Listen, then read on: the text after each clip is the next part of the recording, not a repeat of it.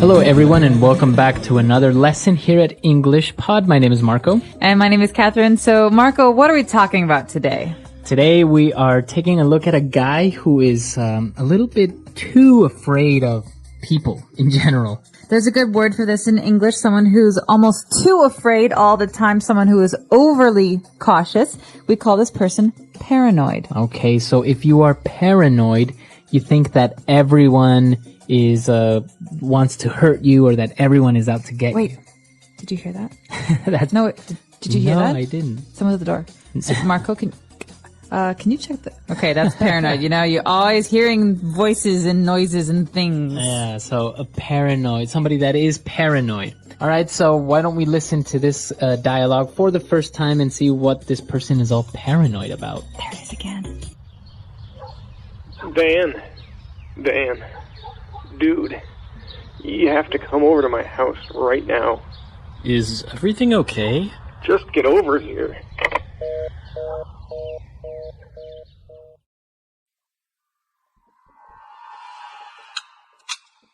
in.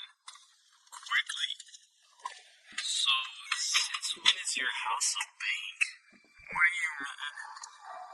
What's up with the 4 locks and iron bars on your windows?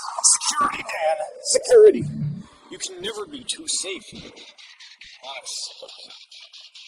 Just the other day, they got that peeping Tom red-handed. Had a high-powered telescope and binoculars by his window. What's the matter with you? Why are you acting all paranoid? Paranoid? I'm not paranoid! I'm cautious! You see, Dan, we have to be on guard at all times. People just invade your privacy as if they knew you. Telemarketers, solicitors, even your bank. They have way too much information. I like to keep everything on a need-to-know basis. Okay. Well, what did you want to see me about? You're being watched. Be careful, Dan. Be careful.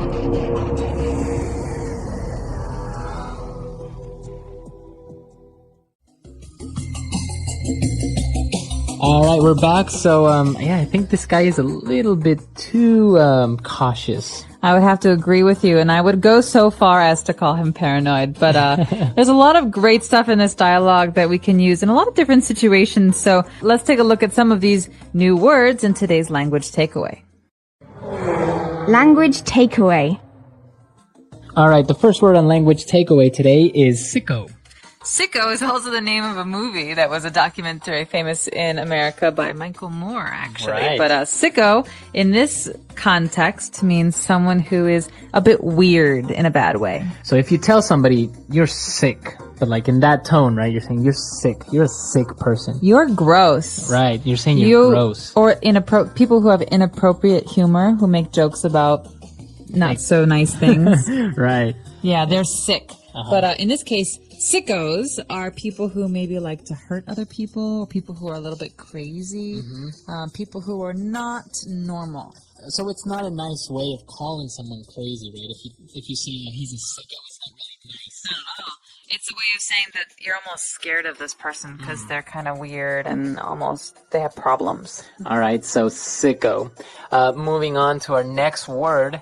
We saw that the guy was afraid of Telemarketers. Exactly. So what are these guys? Well, we've got 2 words being put together here, tele and market. So, tele, Like telephone. telephone, over communication. So they're not in person. They're people who call you up and market things. They try to sell you stuff over the phone. So this is very common. You get a phone call on your cell phone and they ask you if you're happy with your long distance calling plan or if you need new TV cable or something like that. And they always call during dinner or late at night, which drives me nuts. Exactly. So these are telemarketers. These are people who call you trying to sell things to you. And very similar to these is a solicitors. Exactly. But the big difference here with solicitors and telemarketers is that solicitors actually go to your house. They knock on your door. Mm-hmm. So they're also called door-to-door salesmen or saleswomen. That's right. So door-to-door salesmen, they go from door to door trying to sell things. But in this case, a solicitor is someone who comes to your house to try to get you to do something, to buy something. Mm-hmm. All right, very good. And moving on to our next word, we have a peeping Tom. That's right. We heard this a little bit earlier in the dialogue, and a peeping Tom is again a negative thing to say about someone. A peeping Tom, well, the word peep means to look, but kind of Quick like, look. yeah, it's a quick look. So peeping Tom is a person who spies on other people. Okay, so a synonym of a peeping Tom would be a voyeur. A voyeur. So someone who, without getting caught, tries to look at other people while they're in their homes. And so it's really bad because it's usually inappropriate. It's usually people who are watching women get undressed or... Right. yeah. So a peeping Tom is just an informal way of saying a voyeur or somebody who is spying on people. So those are the words for today in language takeaway. Let's listen to our dialogue again, and then we'll be right back. Dan, dude, you have to come over to my house right now. Is everything okay? Just get over here. Come in. Quickly. So, since when is your house a bank? What do you mean? I mean, what's up with the 4 locks and iron bars on your windows? Security, Dan! Security! You can never be too safe, you know. A lot of sickos out there. Just the other day, they caught that peeping Tom, red-handed. Had a high-power telescope and binoculars by his window. What's the matter with you? Why are you acting all paranoid? Paranoid? I'm not paranoid! I'm cautious! You see, Dan, we have to be on guard at all time. People just invade your privacy as if they knew you. Telemarketers, solicitors, even your bank. They have way too much information. I like to keep everything on a need-to-know basis. Okay. Well, what did you want to see me about? You're being watched. Be careful, Dan. Be careful. Now we're back, and we had some interesting phrases in the dialogue. The first one being, you can never be too safe. Fluency builder. All right, so this is a common mom phrase. You often hear mothers say this when they're sending their kids off to school or whatever.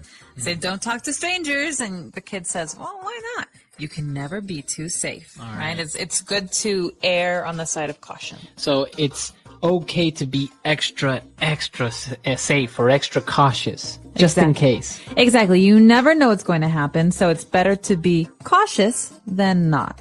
And that's what this person's saying. He's saying, well, security, it's important. You can never be too safe. You never know what might happen. Is there another way that we can combine it? Like, you can never be too careful? Exactly. Basically the same thing. Same thing, yeah. All right. What's our next phrase? Our next phrase is about this peeping Tom, this person that they caught. They caught him red-handed. We caught you red-handed. Or he's been caught red-handed. So what does that mean?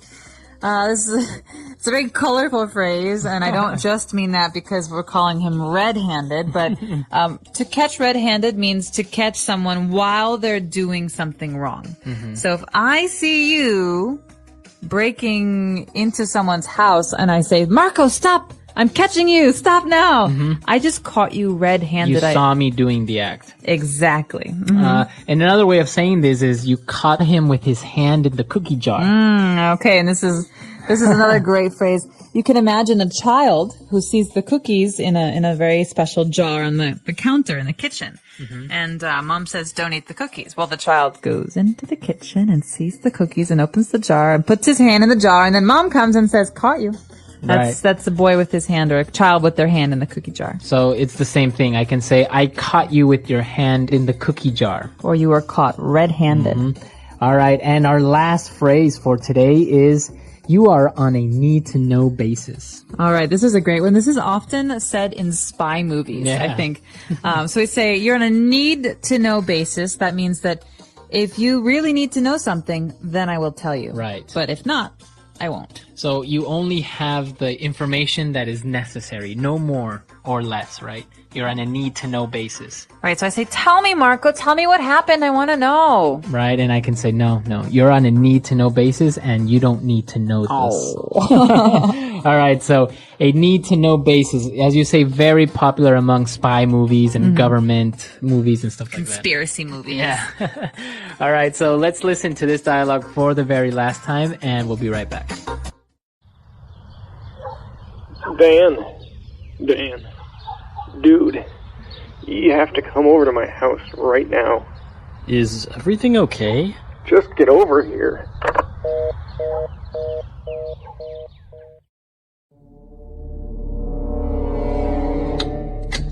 Come in. Quickly. So, since when is your house a bank? What do you mean? I mean, what's up with the 4 locks and iron bars on your windows? Security, Dan! Security! You can never be too safe, you know. A lot of sickos out there. Just the other day, they caught that peeping Tom, red-handed. Had a high-powered telescope and binoculars by his window. What's the matter with you? Why are you acting all paranoid? Paranoid? I'm not paranoid! I'm cautious! You see, Dan, we have to be on guard at all times. People just invade your privacy as if they knew you. Telemarketers, solicitors, even your bank. They have way too much information. I like to keep everything on a need-to-know basis. Okay. Well, what did you want to see me about? You're being watched.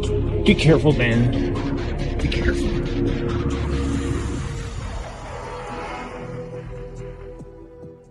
All right, so the guy's a little bit paranoid. There's another word for this as well, similar, right? It's schizo. Schizophrenia is a disease, and a lot of people have it, and it's not too uncommon. But a popular slang word to say someone's crazy is schizo. So if you guys remember this movie, A Beautiful Mind, it's all about this famous mathematician named John Nash.